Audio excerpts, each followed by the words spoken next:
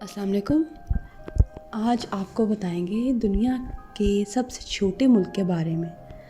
سمندر کے درمیان کنکریٹ کے 2 ستونوں پر کھڑا یہ لوہے کا ٹکڑا کوئی بحری جہاز نہیں بلکہ دنیا کا سب سے چھوٹا ملک جس کا نام سی لینڈ ہے اور جس کی آبادی 50 افراد پر مشتمل ہے۔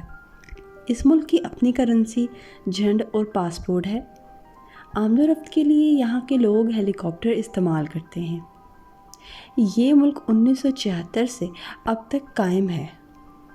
درمیان میں اس ملک کے شہزادے نے 19.5 ملین میں اسے فروخت کرنے کے لیے اشتہار بھی دیا تھا۔ ایک آن لائن سٹور سے اس ملک کی معیشت چلتی ہے۔ یہ ملک برطانیہ کے ساحلوں سے دور عالمی سمندروں میں واقع ہے۔